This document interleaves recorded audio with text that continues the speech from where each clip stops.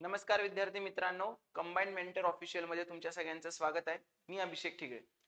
तर आज आपण बघणार आहे आपल्या कंबाइंडच्या पूर्व परीक्षेसाठी अंकगणित आणि बुद्धिमत्ता या विषयाचा कसा अभ्यास करायचा. जर तुम्ही टेस्ट सिरीज जॉईन केली असेल यांची, तर त्याच्या डिस्कशन मध्ये तुम्हाला गणित बुद्धिमत्ताचे मी दिसलो असेल.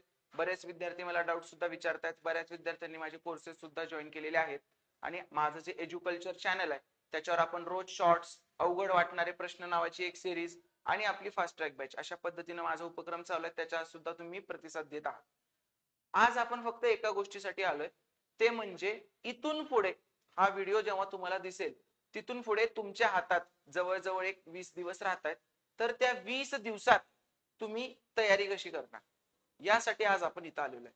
गणित बुद्धिमत्तेकडे बघायचा अप्रोच कसा पाहिजे, आणि जर गणिताचा मास्तर आहे मी, तर परीक्षेच्या दिवशी 1 तासाचं नियोजन काय पाहिजे हे सुद्धा आज मी तुम्हाला तिथंच सांग.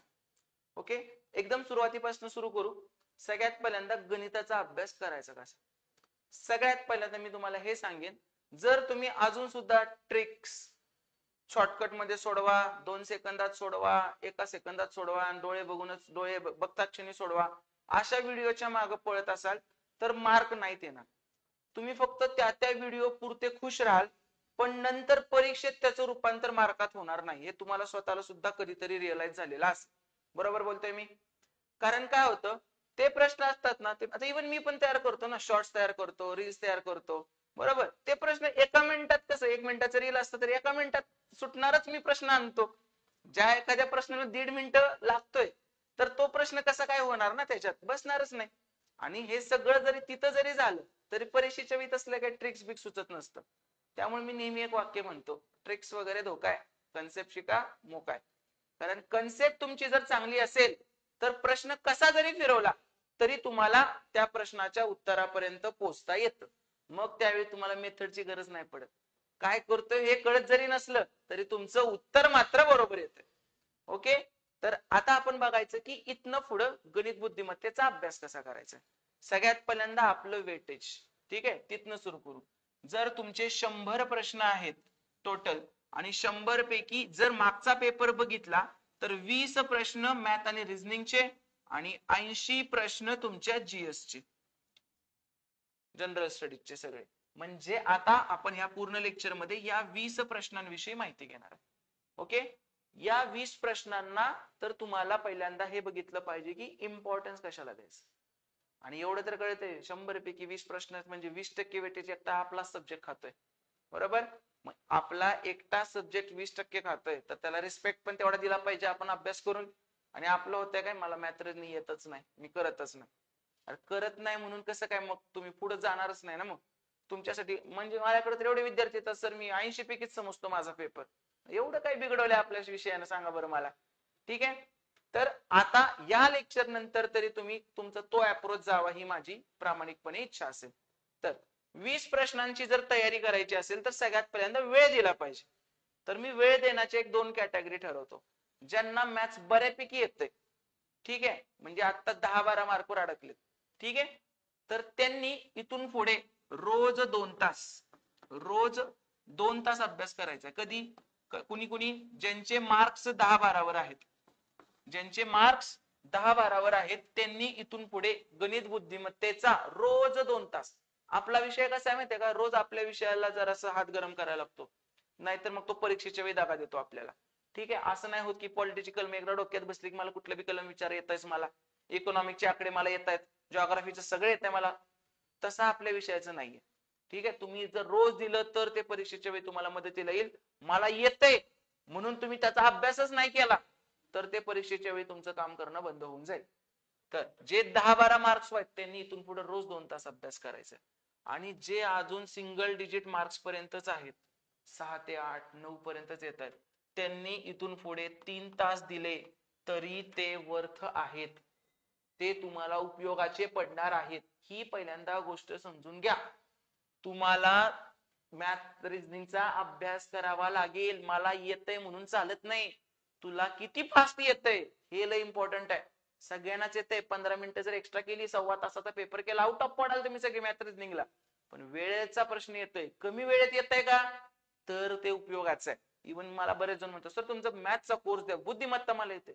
अरे होय की येतंय, पण एका मिनिटात बुद्धिमत्ता सोडून काय उपयोग आहे एक प्रश्न, मग मॅथ्सला कसा वेळ देणार तो उरवून. त्यामुळं तुम्हाला फास्ट येणं गरजेचं आहे. ओके, तर 10 ते 12 2 तास वेळ द्या. जर 10 ते 12 मार्क्स येत असतील आतापर्यंत, तर 6 ते 8 सिंगल डिजिट मार्क येत असतील तर रोज 3 तास वेळ द्या, काहीही वाया जात. आता वेळ द्या म्हणजे काय, वेळ देणे म्हणजे दोन गोष्टी करणे. तुमच्या कन्सेप्ट सगळ्या क्लिअर असतील, तुम्हाला विषय व्यवस्थित येत असेल, तुम्हाला फॉर एक्झाम्पल सरासरी टॉपिक घेतला मी, तुम्हाला सरासरी टॉपिक येत असेल व्यवस्थित, तर तुम्ही काय करायचंय, सरासरीचे 20 एक्झाम्पल घ्यायचे वेगवेगळे, एकसारखेच नाही. एकसारखे घेऊन खुश नाही करायचं स्वतःला की एकच एक्झाम्पल सारखं सारखं सोडवतोय मग तुम्हाला किती फास्ट येतंय, तसं नाही. वेगवेगळ्या टाईपचे 20 एक्झाम्पल सरासरीचे घ्यायचे आणि प्रश्न सोडवायचे. आणि जर तुम्हाला येत नसेल एखादा टॉपिक, तर तो पहिल्यांदा टॉपिक शिकून घ्यायचा. ठीक आहे. आता मी तुम्हाला कुठला कोर्स जॉईन करा वगैरे काहीच म्हणत नाही. मी तुम्हाला म्हणतो तुम्हाला जो पण टॉपिक येत नाही ना, त्या टॉपिकचं नाव टाका युट्यूबवर आणि त्याच्या पुढे अभिषेक ठिगळे टाका. तुम्हाला कुठल्या तरी क्लासमध्ये मी तिथं दिसेल, किंवा एकतर माझ्या चॅनलवर दिसेल एज्युकल्चरच्या, किंवा कुठल्या तरी पुण्यातल्या क्लासेसमध्ये मी जे घेतलेलं आहे ना जिथं तिथं काहीतरी व्हिडिओ दिसेलच तुम्हाला त्याचा. तुम्ही फक्त ते बघून तुम्ही तिथून शिकू शकता. ओके, पहिली गोष्ट ही. आता मग शिकणं झालं तर शिकण्यानंतर परत त्याचं प्रॅक्टिस पण केलं पाहिजे. मग आता तुमच्या मनातला प्रश्न, सर किती टॉपिक आहेत, राहिलेत 20 दिवस, आम्हाला द्या की इम्पॉर्टंट फक्त. हे मला विचारलेला फेवरेट प्रश्न आणि सगळ्यात जास्त विचारलेला प्रश्न. तर खरं सांगू का, सगळंच इम्पॉर्टंट आहे बाळांनो. टोटल टॉपिक आहेत 70. गणित बुद्धिमत्ताचे टोटल टॉपिक आहेत 70. ठीक आहे, 70च्या आसपास 65 ते 70 मध्ये येतात गणित बुद्धिमत्ताचे सगळे टॉपिक. आता 65 पैकी 20 टॉपिक वर प्रश्न विचारायचे, 20 प्रश्न विचारायचे, ते कुठले पण 20 घेतील, कसं काय मी तुम्हाला इम्पॉर्टंट देणार. फॉर एक्झाम्पल 2017चा कंबाईन ग्रुप बी प्रिलिमचा पेपर तुम्ही बघितला, तर त्याच्यामध्ये 7 नंबर सिरीजचे प्रश्न होते. संख्या मला किती प्रश्न, 7. मग मी 2018ला पोरांना हे सांगायचं, अरे नंबर सिरीज करा, नंबर सिरीज पडतंय, तर असं तर नाही ना पॉसिबल. तरी मी आज त्यातल्या त्यात प्रयत्न करणार आहे की जे टॉपिक आयोगाला विचारायचा सारखाच ट्रेंड आहे, आयोग सारखंच विचारतंय, ते टॉपिक मात्र तुम्ही जास्त आधी घ्या. म्हणजे नंतर वेळ उरला तर बाकीचे एक्स्ट्राचे टॉपिक, पण ते टॉपिक. दोन गोष्टीपासून सुरुवात करू आपण. सगळ्यात पहिल्यांदा अंकगणित. अंकगणितांच्या टॉपिक पासून सुरुवात करू. अंकगणित. तर बेसिक तुमचं किती चांगलं आहे, तर बेसिकचे टॉपिक तुम्हाला कुठले करायचे बघा. बेसिकचे टॉपिक सगळ्यात पहिल्यांदा बॉडमास. तुम्हाला बेरीज वजाबाकी गुणाकार भागाकार व्यवस्थित येतोय का. त्याच्यानंतर तुम्हाला करायचं आहे ते म्हणजे अपूर्णांक, फ्रॅक्शनचे गणित तुम्हाला येतात का, फ्रॅक्शनच्या बेरीज वजाबाकी गुणाकार भागाकार येतोय का. आणि त्याच्यानंतर तुम्हाला करायचंय घातांक. तुम्हाला घातांक व्यवस्थित येतोय का. ओके, ह्या छोट्या छोट्या गोष्टी आहेत, 1-2 प्रश्न पडतात, मार्क मिळवून देऊन जातात, पण तुम्ही व्यवस्थित घातांकाचे ते 7-8 रूल आहेत आपले, ते आले पाहिजेत तुम्हाला. परत बॉडमास आधी काय करायचं नंतर काय करायचं हे आलं पाहिजे. आणि अपूर्णांक, अपूर्णांकाच्या वेळी काय छेदांच्या वगैरे क्रॉस मल्टिप्लिकेशन करून छेद समान करणे, या पद्धती. 3-3, 4-4 अपूर्णांक आले तर काय करायचं, एकाखाली एक असे अपूर्णांक आले तर काय करायचं, हे जे त्याचे व्हेरिएशन टाईप आहेत ते सगळे तुम्ही करू शकता. हे झालं बेसिक. त्याच्यानंतर मी 2 टॉपिकला काय म्हणतो, जोकर्स ऑफ मॅथमॅटिक्स म्हणतो. Jokers of mathematics. तर ह्याला जोकर्स का म्हणतो मी, जसं पत्त्यामध्ये जोकर लावून आपण सुटू शकतो, गेम जिंकू शकतो कुठला पण, तसेच हे 2 टॉपिक आहेत जोकर्स ऑफ मॅथमॅटिक्स. तर त्या 2 टॉपिकची नावं सांगतो मी तुम्हाला. सगळ्यात महत्वाचे टॉपिक ते म्हणजे एलसीएम एचसीएफ आणि दुसरा म्हणजे सरासरी. दुसरा म्हणजे सरासरी, म्हणजे लसावी मसावी आणि सरासरी, हे 2 टॉपिक. आता हे तुम्हाला येत आहेत, तुम्ही फक्त एवढंच काम करायचं की लसावी मसावीचे एक 15 प्रकारचे एक्झाम्पल आहेत आणि सरासरीचे पण एक 15 वेगवेगळे टाईप आहेत. त्या प्रत्येक टाईपचं एक एक गणित तुमचं सोडून झालं पाहिजे, बास. बाकी काही बघू नका. आणि ह्या सगळ्या गोष्टी लिहून आज जसं मी सांगतोय ते तुमचं झालंच पाहिजे. आता हे 2 एका दिवसात, हे एका दिवसात नाही होणार, 1 दिवस, आणि हे एका दिवसात नाही होणार. आता काय प्रत्येकाला लिहित बसणार नाही मी तुम्हाला टॉपिक सांगणार, पण त्या पद्धतीने तुमचं झालं पाहिजे, बरोबर. तर आता हे झालं की त्यानंतर एक मोठा चंक येतो रेशोचा. रेशो मध्ये कुठले कुठले टॉपिक आहेत, एक येतो रेशो गुणोत्तर. गुणोत्तर नंतर येतं प्रमाण, नंतर येतं वयवारी, नंतर येतं मिश्रण. मिश्रण नंतर येतं भागीदारी, आणि नंतर येतं नाणी, आणि एक अजून इन्कम एक्सपेंडिचरचा आयोगाने विचारला नाही तो टाईप, पण मी शिकवताना घेत असतो तो. हे झाले गुणोत्तर प्रमाणचे टॉपिक. गुणोत्तर प्रमाणचे टॉपिक झाले तर काय करायचंय, गुणोत्तराचे किती टाईप आहेत माहिती तुम्हाला मोजून? 10 प्रकारे प्रश्न येतात. प्रमाण फक्त 3 प्रकारे प्रश्न येतो प्रमाणाचा, वेगळा कुठलाच प्रश्न येत नाही. वयवारी परत 8 ते 10 प्रकारचे टाईप आहेत, त्याच्या बाहेर काही जात नाही. कुठलाही प्रश्न घ्या आयोगाचा. नंतर मिश्रण मोजून 5 टाईप, 5 टाईपच्या बाहेर जाणार नाही आयोग, फक्त 2 टाईप वर आले आताशी, 2 ते 3 टाईप वर आले. भागीदारी ओनली 1 टाईप, एकदा भागीदारी नीट आलं की तुम्हाला काही नाही, त्याच्यात जरासं इकडे तिकडे करतात ते फक्त. आणि नाणी ओनली 1 टाईप, भागीदारीचे तुम्ही 2 करायला इथले, पण नाण्याचा एकाच प्रकारचा प्रश्न आला आतापर्यंत, मग तुम्हाला एवढंच करायचंय. आणि आता मला सांगा, हे सगळं करायला खूप मोठं दिसतंय, घे ना याला 2 दिवस, घे याला 2 दिवस, व्यवस्थित तयारी कर चांगली. कुणी अडवलंय तुला?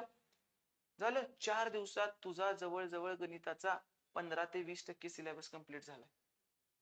ठीक आहे. आता परत तू अजून काय करू शकतोस, हे 3 झाले, त्याच्यानंतर एक चौथा चंक येतो. चौथा चंक येतो, जसा तो रेशोचा झाला तसा हा चौथा अंक येतो पर्सेंटेजचा. पर्सेंटेज, तर ह्याच्यामध्ये काय करणार, सगळ्यात पहिल्यांदा तू शेकडेवारी. शेकडेवारी ह्याला मी काय म्हणतो, पर्सेंटेज अँड इट्स ऍप्लिकेशन. हे सगळं एकाच पद्धतीने शिकायचं असतं. तुम्ही माझं युट्यूब बघत असाल तर कळेल आपलं आणि त्यांचं. ओके. शेकडेवारी, शेकडेवारी नंतर येतो नफा तोटा, नंतर येतं सूट, नंतर येतं सूट, आणि त्याच्यानंतर येतं सरळ व्याज, चक्रवाढ व्याज. सरळ व्याज, चक्रवाढ व्याज. ओके. शेकडेवारीचे प्रश्न 10 टाईपचे आहेत मोजून, हे अंदाजे सांगतो ढोबळमानाने, 8-10 टाईपचे असतात. नफा तोटा परत तेवढेच प्रश्न 8-10 टाईप. सूट एकच टाईपचा प्रश्न, एमआरपी आणि सूट, वेगळं काय नसतं त्याच्यात. सरळ व्याज, चक्रवाढ परत 8 ते 10 टाईपचे प्रश्न, वेगळं काहीच पडत नाही. चल मोठं दिसतंय ना तुला, ह्या 2 टॉपिकला एक वेळ लागेल, ह्या एकट्यालाच 1 दिवस लागेल, घे याला पण 2 दिवस, याला पण 2 दिवस घे. कळतंय? झालं, तुझा अजून 20% सिलेबस कंप्लीट झाला. एवढेच टॉपिक आहेत. शिकवण्याची पद्धत काय आहे, पहिल्यांदा बेसिक, नंतर जोकर घ्यायचा, कारण हा एलसीएम सगळ्या टॉपिक मध्ये लागतो आपल्याला. परत रेशो, हा गणिताची एक बाजू सांभाळतो अख्खी रेशो, आणि हा पर्सेंटेज गणिताची दुसरी बाजू सांभाळतो. आता यानंतर तुमच्या आवडीचे 2 टॉपिक कुठले आहेत रे? एक येतो वर्क अँड टाइम, काळकाम, आणि ह्याच्या सोबत ह्याचं एक ऍप्लिकेशन काय येतं, पाण्याची टाकी आणि नळ. युट्यूब वर 3 तासाचं लेक्चर आहे माझं फ्री मध्ये, पाण्याची टाकी आणि नळ, रयत प्रबोधिनीच्या चॅनलवर असेल. ठीक आहे. अभिषेक ठिगळे वर्क टाइम टाकायचं, सगळे टाईप कव्हर केले, जे काय 15 टाईप असतील ह्या दोन्हीचे मिळून सगळे टाईप आपण त्या लेक्चर मध्ये कव्हर केलेले आहे. झालं, 2 तासात संपतो टॉपिक, ह्याच्यात काही नाहीये. तुम्ही फॉर्म्युला न करता म्हणून तुम्हाला अवघड जात आहे, एकदा माझ्या मेथडने करून बघा, तुम्हाला जाणवेल की सुटतंय बाबा लवकर. आता सेम असा दुसरा सगळ्यांचा नावडीचा टॉपिक, तो म्हणजे काय, स्पीड, टाइम, डिस्टन्स. म्हणजेच काय, वेगवेळांतर. याच एक ऍप्लिकेशन असतंय पुढं, काय असतंय, बोट आणि पाण्याचा प्रवाह. बोट आणि पाण्याचा प्रवाह, बोट आणि पाण्याचा प्रवाह, हे झालं दुसरं. स्पीड, टाइम, डिस्टन्स, याचे खूप टाईप आहेत, याचे 20-25 प्रकार आहेत, पण सगळे तुला एकाच पद्धतीने सोडवता येतील. Speed is equal to distance upon time, एवढं एक नीट तुला आलं ना, तुला हे सगळं व्यवस्थित सोडवता येते. स्पीड, टाइम, डिस्टन्स झालं. आता यानंतर सगळ्यांच्या नावडीचा एक टॉपिक येतो, आजच मी माझ्या फास्ट ट्रॅक बॅचला शिकवलं, शेवटचा दिवस होता आज, तर तो आहे प्रोबॅबिलिटी. प्रोबॅबिलिटी, मग ह्याच्यामध्येच ते परम्युटेशन आणि कॉम्बिनेशन पण असतं. परम्युटेशन अँड कॉम्बिनेशन, याचे एक 8 टाईप आहेत आणि या कॉम्बिनेशनचे एक 10 टाईप आहेत. परम्युटेशनचे 8 टाईप, कॉम्बिनेशनचे 10 टाईप. राज्यसेवेचा पेपर बघितला तर 3 प्रश्न आलते कॉम्बिनेशन, 2 प्रश्न आलते कॉम्बिनेशनवर, बरोबर. त्यामुळं या सगळ्या गोष्टी तुला करायच्या. ठीक आहे. मग ह्याला ह्याला 1 दिवसात होतं हे. 1 दिवस. स्पीड टाइम डिस्टन्सला 2 दिवस दे वाटल्यास, खूप टाईप आहेत तर, आणि प्रोबॅबिलिटीला परत 1 दिवस दे. किती दिवस झाले बघ, 2, 3, 5, 6 आणि इकडचे 6 आणि 2 8, 8 आणि 2 झालं, गणित संपलं. आता येतात छोट्या छोट्या गोष्टी गणिताच्या, त्याच्यावर 9-7 कधीतरी प्रश्न विचारतात, पण तो मार्क मिळवणं गरजेचं आहे. सीसॅटला विचारलेला अरिथमॅटिक प्रोग्रेशनवर. मग ह्या छोट्या छोट्या गोष्टी तुम्हाला सांगतो काय आहेत. अरिथमॅटिक प्रोग्रेशन, जॉमेट्रिक प्रोग्रेशन, आणि तिसरं म्हणजे अल्जेब्रिक एक्सप्रेशन. अल्जेब्रिक एक्सप्रेशन काय रे? अल्जेब्रिक एक्सप्रेशन ए प्लस बी ब्रॅकेटचा वर्ग, ए मायनस बी ब्रॅकेटचा वर्ग, ए स्क्वेअर मायनस बी स्क्वेअर, या गोष्टी. आणि त्याच्यातच अजून एक टॉपिक येतो, तो म्हणजे मेन्सुरेशन. मेन्सुरेशन. आता हे टॉपिक असे की प्रत्येक टॉपिकला फॉर्म्युला आहे. बाकी एवढ्या सगळ्या ह्याच्यात मी पूर्ण विदाउट फॉर्म्युला गणित करून टाकलंय. फॉर्म्युला वापरायचा नाही, एक्स वापरायचं नाही, काहीच नाही. फक्त गणित बघायचं, कन्सेप्ट लावायची, सोडवायचं. हे 4 टॉपिक असे आहेत की ज्याच्यात तुम्हाला फॉर्म्युला माहित नसेल तर तुम्ही ते सोडूनच द्यायचं, काय तुम्ही काहीच करू शकत नाही. मग ह्या 4 टॉपिकला तू मोजून 2 ते 3 तास दिले कशासाठी? फक्त फॉर्म्युला पाठ करण्यासाठी, बस. काहीच लागत नाही. पेपर येतो, त्या फॉर्म्युल्यात व्हॅल्यू टाकायच्या, उत्तर काढायचं, संपला विषय तुझा. तर ह्या 4 टॉपिकला तुला एक 11वा दिवस तुझा द्यावा लागेल. कळलं? आणि हे जे आता मी जसं सांगतोय सेम तसंच तू जर लिहून केलंस व्यवस्थित, ठीक आहे. इव्हन हे आता मी लिहिताना जर कागद घेऊन लिहिलं, परत ते चिटकवलं तिथंच, आणि की बाबा आज काय पण होऊ दे, मी रात्री 9 ते 12ची वेळ दिली आहे गणिताला, बरोबर. मी पहाटे 7 ते 10, सकाळी 7 ते 10ची वेळ दिली आहे गणिताला, किंवा मी दुपारी झोपेच्या 2 ते 5 या वेळेत गणित करतोय, तरच ते होणार आहे. जर तू हवेत विचार करत असशील, हवेत टाइम टेबल बनवून प्लॅनिंग करत असशील, तर ही गोष्ट अशक्य आहे. हवेतल्या गोष्टी पूर्ण होणार नाही. तुला प्रॉपर लिहिलं पाहिजे, तुझ्या अभ्यासाच्या ठिकाणी ते लावलं पाहिजे, त्याला पर्याय नाही. करतो की, बघतो की, उद्या करू, 1 तारखेला करू, सोमवारी करू, 1 तारीख सोमवार उद्या कधीच येत नाही आयुष्यात. ते फक्त 1 जानेवारीलाच जिम लावतो, परत कधी जात नाही. ते तशा पद्धतीचं काम आहे ते. ओके, झाला गणिताचा सेक्शन. आता तुला वाटेल सर इम्पॉर्टंट टॉपिक देणार होता, सगळंच दिलंय. सगळंच करायला लागतं. तू एखादा टॉपिक सोडलास आणि बरोबर त्याच्यावर प्रश्न आला तर कुणाला माहित आहे प्रश्नपत्रिका मी काढली आहे का? नाही. मी तुला म्हणतोय की ठीक आहे बाबा, सगळं करशील की, पण त्यातलं पण वेचून वेचून एक एक एक्झाम्पल तू सगळ्या टॉपिकचं केलं. तू काय करतो, एक टाईप घेतो त्याचे 10 सोडवतो, वाटतं की आपण लय अभ्यास केला.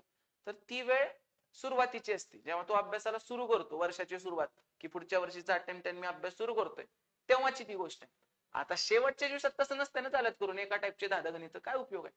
तुला आता व्हरायटीचे 10-15 गणित बघितले पाहिजे. झालं गणित सेक्शन कंप्लीट. आपण येऊ आता बुद्धिमत्ताकडे. ठीक आहे. बुद्धिमत्ता. बुद्धिमत्तेचे आता तर असं प्रिडिक्ट करू शकतो की काय काय येऊ शकतं बुद्धिमत्तेचं. सगळ्यात पहिल्यांदा त्यांचे 2 आवडीचे टॉपिक बनायला लागलेत आजकाल, ते म्हणजे क्लॉक आणि कॅलेंडर. क्लॉक आणि कॅलेंडर दोन्हीचे व्हिडिओ माझे युट्यूबवर आहेत. क्लॉक कॅलेंडर अभिषेक ठिगे टाका, येऊन जातं. एकदम सोप्या पद्धतीने आपण घेतलंय. ठीक आहे. ह्याच्यावर दोन्हीपैकी एकावर फिक्स प्रश्न असतो. दुसरं, अख्ख्या रिझनिंगचा आवडीचा टॉपिक, म्हणजे जिथं जिथं रिझनिंग असते परीक्षेला, बुद्धिमत्ता असते, तिथे तिथं हा प्रश्न सुद्धा तुम्हाला विचारतात. काय या टॉपिकचं नाव? ते म्हणजे सिलॉजिझम. सिलॉजिझम म्हणजे ते वेन आकृती काढून करत नाही का आपण, काही पेन पेन्सिल आहेत, सर्व पेन्सिल रबर आहेत, एकही रबर खोड रबर, एकही रबर कंपास बॉक्स नाही, असं निष्कर्ष काढायचे नंतर त्याच्यावरून, तो सिलॉजिझम. आणि त्याच्यानंतर पुढचा एक घ्या, सेट थेरी. सेट थेरी हे 2 टॉपिक झाले. Done. Syllogism and set theory. आता तिसरा सगळ्यांच्या आवडीचा टॉपिक, तो म्हणजे काय? Blood relation. ब्लड रिलेशन 5-6 सोडवायचे फक्त, लय नाही. कोडेड वाले सोडवले की झालं, प्रॅक्टिस झाली सगळी तुमची. आणि ह्याच्यासोबतच अजून एक सोपा काय असतो? डायरेक्शन. जनरली दोन्हीपैकी एकच येतो प्रश्न, कारण दोन्ही सोप्याच लेवलचे. हे वेचून वेचून मार्क मिळवायचे टॉपिक आहेत. ब्लड रिलेशन आणि डायरेक्शन. सिलॉजिझमचं अख्खं लेक्चर आपल्या युट्यूबवर आहे. ह्या दोन्हीचं पण लेक्चर युट्यूबवर आहे. सेट थेरीच्या कन्सेप्टचं लेक्चर युट्यूबवर आहे. तुला मी सांगितलंय टॉपिकचं नाव टाकायचं, त्याच्या पुढे माझं नाव टाकायचं युट्यूबवर, तुला काहीतरी त्याच्याशी रिलेटेड मिळेल. ब्लड रिलेशन, डायरेक्शन हे सोपे टॉपिक आहेत. इव्हन तुम्ही तयारी नाही केली तरी मार्क्स मिळून जातील असं मी म्हणू शकतो या दोन टॉपिकला. चौथं, जरा तुम्हाला कन्सेप्ट माहित असेल तर इझी वाले टॉपिक असतात. डाईस अँड क्यूब करून घ्यायचं. खिशातले मार्क एखादा पडतो आणि 15 सेकंदात मार्क मिळून जातो. डाईस आणि क्यूब. त्याच्यानंतर सगळ्यात महत्वाचा टॉपिक तो म्हणजे खरे खोटे. म्हणजे लिटरली तुम्ही पेपर चाळा, हायच खरे खोटे ना हायच. एकदा ते सुरू झालं तेव्हापासून ते संपलंच नाही. आतापर्यंत 30 प्रश्न विचारलेत खरे खोटेवर आयोगाने. भारी असतात प्रश्न, फक्त प्रॅक्टिस करायला लागते. आपल्या एज्युकल्चर चॅनलवरच खरे खोटेचं 2020 पर्यंतचे जेवढे प्रश्न आहेत ना त्याचं, कारण 3 वर्षापूर्वी लेक्चर घेतलंय ते, तोपर्यंतच्या सगळ्या प्रश्नांचं एक लेक्चर युट्यूबवर मिळेल तुम्हाला, की विचार कसा करायचा खरे खोटे प्रश्नांसाठी. ठीक आहे, कारण हे जरा किचकट प्रकारात मोडतो, आपण म्हणतो किचकट टाईप असतो टॉपिक हा, तर त्या पद्धतीनं खरे खोटे. आता जराशे वेळ खाऊ घालणारे, की जे तिथं म्हणतो ना मी, तुम्ही 15 पर्यंत जाताय पण 16, 17, 18 पर्यंत जायचंय, तर ते 16, 17, 18 वाले जे टॉपिक आहेत ना ते, त्यातला पहिला म्हणजे ऑर्डर रँकिंग. हा सोपा आहे पण हा बेस असतो त्याचा. ऑर्डर रँकिंग कुणाचा बेस असतो, तर ते जे मोठे लाईनअप वाले प्रश्न येतात त्याला तुम्ही पझल म्हणता, सिटिंग अरेंजमेंट म्हणता, फ्लोअर बेस पझल म्हणता, क्लासिफिकेशन पझल म्हणता किंवा रँडम पझल म्हणता, तर ते वाले टॉपिक. तर हे सगळे पझलचे टॉपिक. आता हा पझल हा असा विषय, तुम्ही रोज गणित जरी करत असेल ना तरी एखादं दुसरं पझल करायचं. बैठक व्यवस्था करा, फ्लोअर बेस पझल करा, एखाद दुसरं पझल झालंच पाहिजे तुमचं. म्हणजे इव्हन 2-2, 3-3 तरी पझल तुमचे होतील दिवसाला. अशा मध्येच आधी ब्रेक घ्यायचाय, पझल सॉल्व्ह केलं, ब्रेक घ्यायचाय, पझल सॉल्व्ह केलं, असं डोक्याला जरा शार्प बनवतं पझल. तर हा टॉपिक खूप इम्पॉर्टंट आहे. ऍटलिस्ट 2 ते 3 प्रश्न असतातच पझलवर, सिटिंग अरेंजमेंट, फ्लोअर बेस किंवा क्लासिफिकेशन, 2 ते 3 प्रश्न असतात. ठीक आहे, याच्यानंतर असेच एक लांबलचक प्रश्नांचं असतात. त्यात काय असतं, निबंधच लिहिला जात असतो बघा, तर त्याला आपण काय म्हणतो, विधानांवरचे प्रश्न. विधानांवरचे प्रश्न मग ह्याच्यात टाईप येतात खूप सारे. विधानांवरील प्रश्नात टाईप येतात खूप सारे. कुठले कुठले टाईप येतात, विधान निष्कर्ष, विधान युक्तिवाद, विधान गृहीतक, विधान आणि कारण, कारण आणि परिणाम, परत कोर्स ऑफ ऍक्शन, कार्यकृती, परत विधानाचा सारखेपणा, आणि काय येतं, विधानाचा सारखेपणा आणि व्होकॅब्युलरी. हे असे 7 ते 8 टाईप येतात. तर ह्या 7 ते 8 टाईपला पोरं एकाच पद्धतीने विचार करतात. प्रत्येक प्रकार आला की त्याला वेगळ्या पद्धतीने विचार करायचा, तर हे बरोबर येणार आहे. एका पद्धतीने विचार करून नाही चालत. सेम प्रश्न आहे, फक्त मी वरचं टायटल बदललं तर उत्तर बदलणार आहे बाळांनो. ठीक आहे, त्यामुळे सेम पद्धतीने विचार करू नका. अभिषेक सीसॅट म्हणून माझं टेलिग्राम चॅनल आहे, अभिषेक सीसॅट टेलिग्राम चॅनल आहे. त्याच्यावर तुम्हाला 6 व्हिडिओ दिसतील या विधानांवरील प्रश्नांचे. व्हिडिओ नाही, ऑडिओ. 3-3 मिनिटांचा ऑडिओ, पण प्रत्येक 3 मिनिटाचा ऑडिओ तुमचा एक एक टॉपिक क्लिअर करणार आहे. तुम्ही चॅनलवर जाऊन म्युझिक सेक्शन असतं ना त्याच्यात जरा स्क्रोल करा, तुम्हाला सगळं दिसेल. विधान निष्कर्ष, युक्तिवाद, परत काय गृहीतक, कोर्स ऑफ ऍक्शन, सगळ्या विधान आणि कारण, आणि कारण आणि परिणाम, हे 6चे 6 ऑडिओ तुम्हाला ह्या चॅनलवर दिसतील टेलिग्रामच्या. ठीक आहे, तर ते फक्त तुम्ही ऐका, तुम्हाला असं वाटेल की अरे लयच व्यवस्थित आहे, म्हणजे किंवा किती सोपा सोपा विचार करायचा. असं नाही की अव्वाच्या सव्वा काय, नॉर्मल साधा सरळ जीवनातला, रोजच्या जीवनातला विचार केला की तुमचे टॉपिक होऊन जाते. आता असे काही टॉपिक आहेत की ते काय कुठला शिक्षक शिकवू नाही शकत.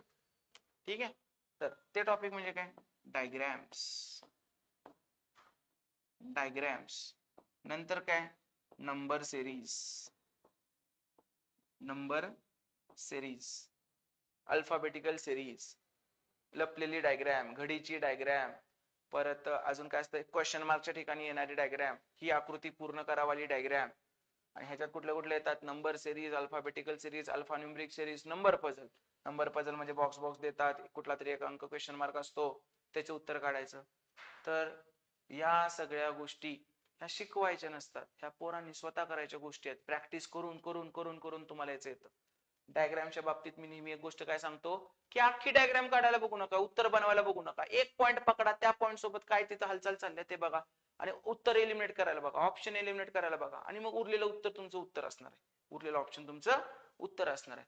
तुम्ही अख्खी डायग्राम करायला गेला तर अवघड पडते.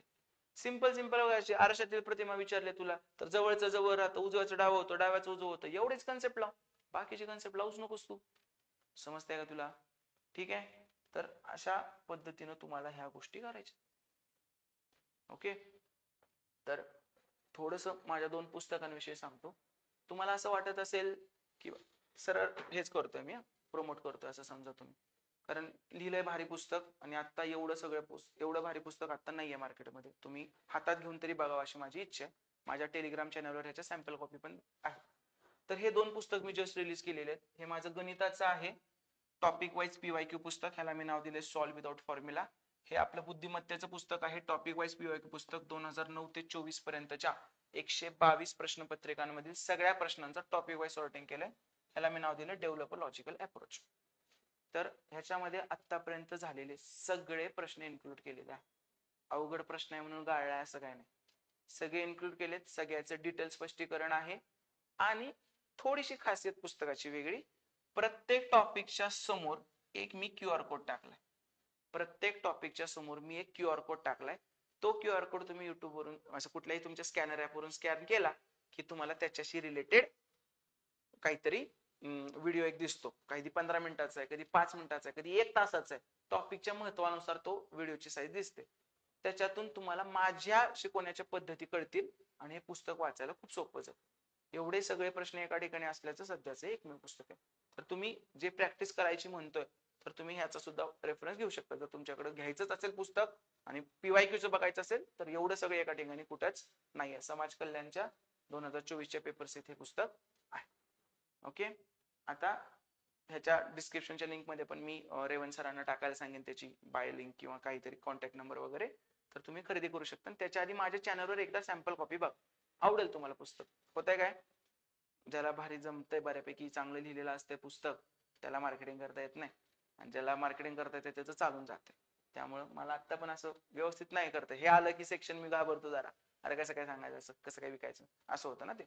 त्यामुळे तर तुम्ही एकदा हातात घेऊन बघा, एवढीच माझी इच्छा आहे.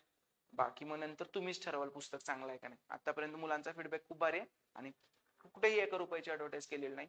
जेवढे माझे मित्र वगैरे टाकतायत, रेवंत सर आहेत किंवा जे माझे विद्यार्थी होऊन गेलेत आधी, ठीक आहे, ते सगळे ऑफिसर झाले, ते फक्त टाकतात. बाकी पेड ऍडव्हर्टाईज कुठेही आपण केलेली नाही. तर तुम्ही एकदा हातात घेऊन बघू शकता.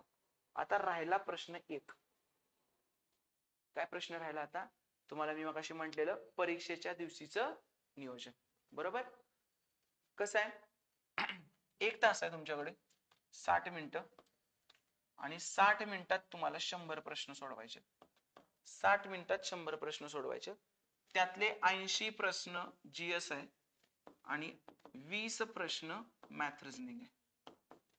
आणि आता मी जे सांगतोय ते खरंच तुम्ही विचार करण्यासारखी गोष्ट आहे. तुम्हाला या 20 प्रश्नांना 20 मिनिटं द्यावीच लागणार. 20 मिनिटं द्यावीच लागणार तुम्हाला आणि इकडं तुम्ही 40 मिनिटात हे संपवायचं आहे.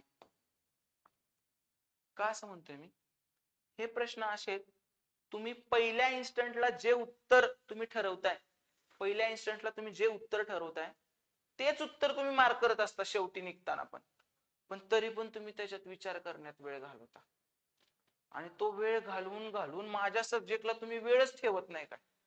मग तुम्ही, तुमची अशी इच्छा असते की मला 10 मिनिटात 14 आणि 15 पडावे मार्क. नाही शक्य, शक्य नाही.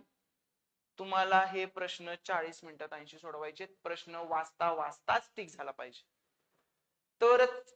नुसतं असं करायचं नसतं 60 मिनिटात 100 म्हणजे एका प्रश्नाला 40 सेकंद भेटतात.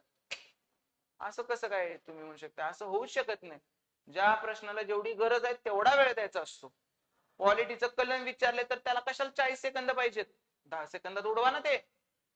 आकडे विचारले, जिओग्राफीचे, रस्त्याची लांबी विचारले, उंची विचारले पर्वताची, त्याला कशाला 40 सेकंद पाहिजेत. आलं तर येणार आहे, नाही तर येणार नाही. बरोबर की नाही. हिस्ट्रीच्या माणसाचं नाव विचारले, त्याला कशाला 40 सेकंद पाहिजेत. आलं तर येणार आहे, नाही तर येणार नाही. बरोबर. पण माझ्या विषयाला काय आहे, माझा विषय म्हणतो तुम्ही मला वेळ द्या, ठीक आहे, मी तुम्हाला मार्क देतो. हे माझ्या विषयाचं वाक्य. जीएसचं वाक्य एवढंच आहे, तुम्ही मला वाचा, मी तुम्हाला मार्क देतो. नुसती वाचायची गरज आहे, वाचले की मार्क टिक आलं तर येणार आहे, नाहीतर अख्ख्या त्या 1 तासात येणार नाही तुम्हाला. माझा विषय काय म्हणतो, तुम्ही एकदा वेळ तर द्या, मला वाचून काय होत नाही म्हणतो, माझ्याकडे बघून बी काय होत नाही, मला एकदा वेळ द्यायला लागतोय. आणि तो वेळ एका प्रश्नाला 1 मिनिट द्यायचा. त्यातले बरेच प्रश्न 10-15 सेकंदात पण सुटणार आहेत, पण एका प्रश्नाला या पद्धतीनं तुम्हाला त्याला 20 मिनिटं देणं गरजेचं. 40 मिनिटं झाले की तुमचा तिथं जीएस संपला पाहिजे. आणि पुढची एक गोष्ट जास्त आठवली म्हणून, तुमचं गणित बुद्धिमत्ता किती का चांगला असना, किती का चांगला असना, सुरुवातीला जीएसच घ्यायचा आहे. कारण का हा जरा इगोवाला सब्जेक्ट आहे. मला कसं काय येत नाही, मी एवढा अभ्यास केला, नंबर सिरीज आहे ना मला, आणि त्यात वेळ गेलेला कळतच नाही मग आपल्याला. म्हणून हा कधी पहिल्यांदा घ्यायचा नाही. मी ट्रायल घेऊन झालेला आहे. ते इगोवर येतो. एखादा प्रश्न जर आला नाही ना आपल्याला गणिताचा, तर ते कसं काय सुटत नाही, मग त्यात 2-2, 3-3 मिनिटं गेलेली कळत नाही. आणि 1 तासाच्या पेपरमध्ये गेलेला वेळ भरून काढता येत नाही. ही गोष्ट तुम्ही सगळ्यांनी लक्षात ठेवायची आहे. समजते का सगळ्यांना व्यवस्थित? एकदा गेलं की गेलं, ह्याच्यात राऊंड करायचे नाही. एबीसीडी शुअर शॉट वाले आधी करतो, नंतर 2 कन्फ्युजन, नंतर 1 कन्फ्युजन वाले आधी नंतर घेतो. आलं तर आलं, नाही आलं तर तिथंच तुक्का. लयतलय तुम्ही काय करू शकता, एकेका विषयाचे प्रश्न गोल करा एकसाथ, की बाबा इतिहासाला म्हणजे इतिहास सगळं झालं की इतिहासाचे गोल करायचे. कारण कधी कधी काय होतं, पहिल्या दुसऱ्या प्रश्नाचं उत्तर शेवटच्या 2-3 प्रश्नात काहीतरी लिंक लागत असते, म्हणून त्या विषयाचं. पण जर कोण असं डोक्यात ठेवून आला असेल की बाबा मी आधी 100 प्रश्न सोडवतो मग गोल करतो, तर पेपरलाच जाऊ नका बाळांनो. एक गोल करायला तुम्ही 3 सेकंद जरी पकडले, 4 सेकंद जरी पकडले, तरी 100 गोल करायला 400 सेकंद लागतात, आणि ते होतात 7 मिनिटं. आणि 7 मिनिटं तुम्ही विचार करा, सलग गडबडीत गोल करणं म्हणजे ते जोक नाहीये. एक वर खाली झालं तर सगळी वाट लागेल. त्यामुळे ही घाणेरडी सवय लावू नका. कोणाला स्वतःवर प्रयोगच करायचा असेल त्याच दिवशी तर करा, ऑल द बेस्ट. पण माझं ऐकाल तर तसं करू नका. सब्जेक्ट वाईज गोल गोल केलं तर जास्त बेटर राहील. आणि तुक्का मारायला मी नंतर येतो, ही गोष्ट नको. तुमचे 40 मिनिटं झाले त्यावेळी तुमचे 80च्या 80 प्रश्न जर तुम्हाला सगळे करायचे असतील तर सगळे गोल झाले पाहिजेत. डोक्यात ठेवायचं नाही की मला अजून 3 प्रश्न बघायचे बरं का विचार करायला. त्यानं काय होतं माहित आहे, हे जे पुढच्या 20 मिनिटात तुम्हाला गणित बुद्धिमत्ता सोडवायचं असते ना, तेच राहतं डोक्यात. मग फुल फोकस ने तुम्ही गणित बुद्धिमत्तेवर येत नाही. तुमच्या डोक्यात तेच अजून ते 3 राहिले, 4 राहिले, 5 राहिले. त्यामुळं जिथलं तिथंच संपून यायचं आणि फुल फ्रेश माइंड न 20 मिनिटात शेवटचे 20. आता ह्याच्यात 20 मिनिटात 3 प्रकारचे प्रश्न आहेत. कसे प्रश्न आहेत? 12, 5 आणि 3. हे 12 एवढे इझी प्रश्न आहेत, 7 ते 8 मिनिटात तुम्हाला सुटतात. सगळ्यांना सुटतात 10वीच्या लेवलचे. नंतर हे 5, याला तुम्ही परत 5 मिनिटं द्या. 5 प्रश्नाला 5 मिनिटं. आणि या 3 ह्याला परत 5 मिनिटं उरतात तुमच्याकडे. ठीक आहे? तर अशा पद्धतीनं तुम्ही गेला तर तुम्हाला एकदम व्यवस्थित जाईल. हे पहिल्यांदा आधी घ्यायचे, निवडून सोडवायचे. त्यानं कॉन्फिडन्स बूस्ट होतो. आणि कुठले असतात ते प्रश्न जे तुला लायकीत आहेत, हे आपल्या हातातच आहेत, आपल्या खिशातच आहेत, तेच प्रश्न आधी उचलायचे. बघू की जमतंय का, सुरुवातीला नाही, ते नंतर. आधी तुला हे 12 प्रश्न निवडून गोल करता आले पाहिजेत, सिलेक्ट करून. न हातातला प्रश्न आहे बघू की वाला, तो वाचायचा पण नाही, बघायचं पण नाही, लगेच पुढचा असे तुला सहज 12 मिळतील. ते आधी घेतले की कमी वेळात सुटले की तुझा वाढतो कॉन्फिडन्स. आणि हा एकदा कॉन्फिडन्स वाढला की नंतर ह्या 5 मिनिटात हे 5 पण 4 पर्यंत तरीच असतील. आणि अख्खा वेळ राहिलेल्या 3 प्रश्नांना जरी दिलास तू, तरी त्या 3 पैकी एक जरी सुटला तरी तू जातोय 17 पर्यंत. 12 आणि 4 16, 16 आणि 17. आणि उगाच हवेतल्या गोष्टी नाहीयेत करायच्या म्हणून, करून दाखवलेल्या गोष्टी 20 पैकी 20. त्यामुळे हे होतंय. हे विद्यार्थ्यांच्या दृष्टीने सांगतोय मी तुला की एवढं तुम्हाला होऊ शकतं. फक्त व्यवस्थित शेवटचे दिवस अभ्यास करायची आणि पेपरच्या दिवशी एज्युकेशनची. अख्खा अभ्यास एका तराजूत आणि तो परीक्षेचा 1 तास एका तराजूत, तरी सुद्धा तो परीक्षेचा 1 तास आहे ना, तोच खाली जाईल, त्याचाच पारड जड होईल. त्यामुळे तुमचा सगळा अभ्यास तुमचा 1 तास काय करतोय तुम्ही त्याच्यावर डिपेंड असतो. ह्या सगळ्या दिवसात फक्त आता तुम्हाला 2-3 गोष्टींची काळजी करायची. मी टाइमपास करणार नाही, ठीक आहे, मी आजारी पडणार नाही, तुम्ही म्हणा सर आमच्या हातात थोडी, तुमच्याच हातात असते. जे तुम्हाला पचत नाही, जे सहन होत नाही त्या गोष्टी करायच्या नाही, आजारी पडत नाही आपण. आणि तिसरा गोष्ट, निगेटिव्ह लोकांपासून लांब राहायचं. कळलं? टाइमपास करायचा नाही, डिस्ट्रॅक्शन करायचं नाही, आजारी पडायचं नाही आणि निगेटिव्ह लोकांपासून लांब राहायचं. या 3 गोष्टी करा. रोज रात्री झोपताना स्वतःला प्रश्न विचारायचा, आज केला का मी प्रिलिम पास होण्याच्या लायकीचा अभ्यास? केला असेल तर वेल अँड गुड, नाही तर दुसऱ्या दिवशी परत कानाखाली मारायची स्वतःला, लागायचं कामाला त्याच जोराने. हे असं परीक्षेच्या दिवसापर्यंत करायचं. अफवांवर विश्वास काय ठेवायचा नाही, तुझा अभ्यास चालू ठेवायचा आहे, कारण अभ्यास वाया जाणार नाही केलेला. आणि काही मरत नाही असा अभ्यास करून. कधी ऐकलं का अभ्यास करता करता मेला? नाही ऐकलं. सगळ्यात सोपं काम आहे. तुला नंतर जेव्हा खऱ्या जगात जाशील ह्या फील्ड सोडून, तेव्हा कळेल की हा अभ्यास करणं लयच सोपं होतं, बाहेरचं जग लय अवघड आहे. ठीक आहे? त्यामुळे अभ्यास मन लावून करा. आलाच आहे ना तर मग 100% द्या. टाइमपास करू नका, दाखवण्यासाठी अभ्यास करू नका. ते मिळवायचं आहे ना, मग ते कशासाठी का मिळवायचं असं ना, प्रत्येकाचे वेगवेगळे त्याचे बेनिफिट्स आहेत किंवा वेगवेगळे एक्सपेक्टेशन आहेत. आलाय तर प्रॉपर देऊन करा. या वर्षात 2 मिळणार आहेत चान्स. आत्ताच्या वेळी मेन्स दिली तर मेन्सचा अभ्यास करा.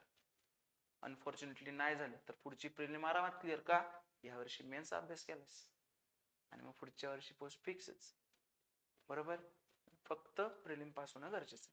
रोज प्रॅक्टिस, रोज अभ्यास, रोज MCQ सॉल्विंग, बस. तुला वेळच नाही मिळाला पाहिजे टेन्शन घ्यायला, टाइमपास करायला, गप्पा टप्पा करायला आणि स्वार्थी बना. कोणाचं तुझ्या वाचून अडत नाही आणि तुझं पण कोणा वाचून अडत नाही. तुझ्या वेळेत कोण असेल तिथं तर त्याला चल बाबा. तुझ्या वेळेत नसेल तर तो येईल त्याच. तुझं तू ये चहा पिऊन, तुझं तू ये नाश्ता करून, तुझं तू ये मेसला जाऊन, तुझं तू जा लायब्ररीला, तुझं तू जा व्यायामाला. कोणासाठी थांबू नकोस. ह्या गोष्टी करायच्या आहेत का? हे अनुभवाचे बोल आहेत, वेळ घालवलेले टाइमपासचे. तर ते तुमच्याकडून होऊ नये म्हणून ह्या सगळ्या गोष्टी आहेत. ओके? तर रेवंत सरांनी जस्ट म्हणले की सर शेवटच्या 20 दिवसात जर असं पोरांना पुश करता येईल असं गणित बुद्धिमत्तेसाठी, आम्ही तर करतोच IGS साठी, तर त्यासाठी मी आलेलो होतो. टेस्ट सिरीजच्या माध्यमातून पण तुम्हाला खूप सारं मी डिटेल शिकवल्यासारखंच एक्सप्लेनेशन घेतलेलं आहे, तुमच्या फीडबॅकवरून ते मला कळतंय. ओके? तर ह्या सगळ्या गोष्टी आहेत. 2 पुस्तकं, माझं एवढंच म्हणणं आहे, हातात घेऊन बघणे, तुम्हाला आवडणार एवढी मेहनत मी त्याच्यावर घेतलेली आहे. बाकी तुम्हाला सगळ्यांना परीक्षेसाठी खूप खूप शुभेच्छा. सगळाचा सगळा प्रश्न पेपर अटेम्प्ट करायला बघा. तुम्हाला एक जरी ऑप्शन एलिमिनेट करता आला तरी तो प्रश्न अटेम्प्ट करणे कधी पण हिताचं. हे असं गणिताचा शिक्षक म्हणून सांगतोय, ऍज अ प्रोबॅबिलिटीचा अभ्यास करून सांगतोय. एक जरी तुम्ही ऑप्शन एलिमिनेट केला तरी तो प्रश्न तुम्ही सोडवला गेला पाहिजे. ठीक आहे? आणि अशा प्रकारे पेपरला जाईपर्यंत फुल पॉझिटिव्ह माइंडसेटनं, मी नाही तर कोण, ह्या माइंडसेटनं जायचं आणि पास होऊन यायचं. सर्वांना सर्व शुभेच्छा आहे. धन्यवाद.